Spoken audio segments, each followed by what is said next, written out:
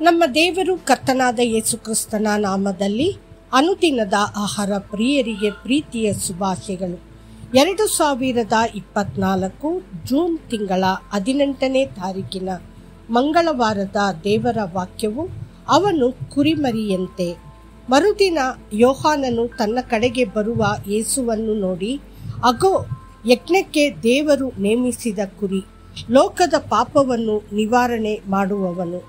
ಯೋಹಾನ 1:29. ಯೇಸು ಅವನ ಬಳಿಗೆ ಬಂದಾಗ ಸ್ನಾನಿಕನಾದ ಯೋಹಾನನು ದೇವರ ಬಗ್ಗೆ ವಿಶೇಷವಾದ ಬಹಿರಂಗವನ್ನು ಪಡೆದನು. ಕರ್ತನಾದ ಯೇಸು ಸಾಮಾನ್ಯ ಕುರಿಮರಿಯಲ್ಲ ಎಂದು ಬಹಿರಂಗವಾಗಿತ್ತು, ಆದರೆ ಪ್ರಪಂಚದ ಪಾಪಗಳನ್ನು ತೆಗೆದುಹಾಕುವ ದೇವರ ಕುರಿಮರಿ.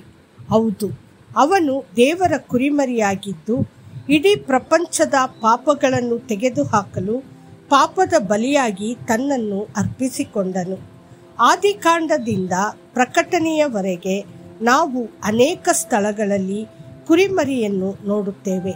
ನಿಮ್ಮ ಹಿರಿಯರು ಕಲಿಸಿಕೊಟ್ಟ ವ್ಯರ್ಥವಾದ ನಡವಳಿಕೆಯಿಂದ ನಿಮಗೆ ಬಿಡುಗಡೆಯಾದದ್ದು ಬೆಳ್ಳಿ, ಬಂಗಾರ ಮೊದಲಾದ ನಶಿಸಿ ಹೋಗುವ ವಸ್ತುಗಳಿಂದಲ್ಲ, ಪೂರ್ಣಾಂಗವಾದ ನಿಷ್ಕಳಂಕ ಯಜ್ಞದ ಕುರಿಯ ರಕ್ತದಿಂದಲೋ ಎಂಬಂತೆ ಕ್ರಿಸ್ತನ ಅಮೂಲ್ಯವಾದ ರಕ್ತದಿಂದಲೇ ಎಂದು ಬಲ್ಲಿರಲ್ಲವೇ.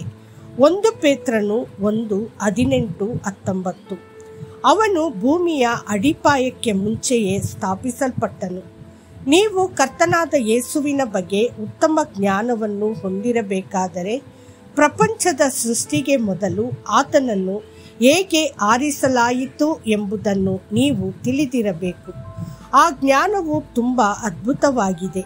ಸತ್ಯವೇದವು ಹೇಳುತ್ತದೆ, ಅವನು ಶಾಶ್ವತವಾಗಿ ಆದಿಯಿಂದ ಭೂಮಿಯು ಇರುವ ಮೊದಲು ಸ್ಥಾಪಿಸಲ್ಪಟ್ಟನು. ಜ್ಞಾನೋಕ್ತಿಗಳು 8:22-23. ನಾನು ನನ್ನ ತಂದೆಯೊಂದಿಗೆ ಪ್ರೀತಿಯ ಮಗನಂತೆ ಇದ್ದೆ. ನಾನು ಆತನ ಹತ್ತಿರ ಶಿಲ್ಪಿಯಾಗಿದ್ದುಕೊಂಡು ಪ್ರತಿದಿನವೂ ಆನಂದಿಸುತ್ತಾ, ಯಾವಾಗಲೂ ಆತನ ಮುಂದೆ ವಿನೋದಿಸುತ್ತಾ, ಆತನ ಭೂಲೋಕದಲ್ಲಿ ಉಲ್ಲಾಸಿಸುತ್ತಾ, ಮಾನವ ಸಂತಾನದಲ್ಲಿ ಹರ್ಷಿಸುತ್ತಾ ಇದ್ದೆನು. ಜ್ಞಾನೋಕ್ತಿಗಳು 8:30-31. ಭೂಮಿಯ ಅಡಿಪಾಯಕ್ಕೆ ಮುಂಚೆಯೇ ಕರ್ತನಾದ ಯೇಸು ತನ್ನ ಪ್ರೀತಿಯ ಮಗನಾಗಿ ತನ್ನ ತಂದೆಯ ಉಪಸ್ಥಿತಿಯಲ್ಲಿ ಇದ್ದನು. ಆತನು ಸಹ ಈ ಲೋಕದಲ್ಲಿ ಮನುಷ್ಯ ಪುತ್ರರೊಂದಿಗೆ ಸಂತೋಷ ಪಡುತ್ತಿದ್ದನು. ಅಪೊಸ್ತಲನಾದ ಯೋಹಾನನು ಹೇಳುತ್ತಾನೆ, ಆದಿಯಲ್ಲಿ ವಾಕ್ಯವಿತ್ತು, ಆ ವಾಕ್ಯವು ದೇವರ ಬಳಿಯಲ್ಲಿತ್ತು, ಆ ವಾಕ್ಯವು ದೇವರಾಗಿತ್ತು. ಆ ವಾಕ್ಯವೆಂಬವನು ಆದಿಯಲ್ಲಿ ದೇವರ ಬಳಿಯಲ್ಲಿದ್ದನು. ಆತನ ಮೂಲಕವಾಗಿ ಸಮಸ್ತವೂ ಉಂಟಾಯಿತು. ಉಂಟಾಗಿರುವ ವಸ್ತುಗಳಲ್ಲಿ ಆತನಿಲ್ಲದೆ ಒಂದಾದರೂ ಉಂಟಾಗಲಿಲ್ಲ. ಯೋಹಾನ 1:1-3. ಅಪೊಸ್ತಲನಾದ ಪೌಲನು ಕೊಲೊಸ್ಸೆಯವರಿಗೆ ಬರೆದ ಪತ್ರದಲ್ಲಿ ಅದೇ ಕಲ್ಪನೆಯನ್ನು ಹಂಚಿಕೊಂಡಿದ್ದಾನೆ. ಮತ್ತು ಆತನು ಅದೃಶ್ಯನಾದ ದೇವರ ಪ್ರತಿರೂಪನು, ಸೃಷ್ಟಿಗೆಲ್ಲ ಜ್ಯೇಷ್ಠ ಪುತ್ರನ ಸ್ಥಾನ ಹೊಂದಿದವನು ಆಗಿದ್ದಾನೆ. ಭೂಪರಲೋಕಗಳಲ್ಲಿರುವ ದೃಶ್ಯವಾದವುಗಳೆಲ್ಲವೂ, ಸಿಂಹಾಸನಗಳಾಗಲಿ, ಪ್ರಭುತ್ವಗಳಾಗಲಿ, ದೊರೆತನಗಳಾಗಲಿ, ಅಧಿಕಾರಗಳಾಗಲಿ ಆತನಲ್ಲಿ ಸೃಷ್ಟಿಸಲ್ಪಟ್ಟವು.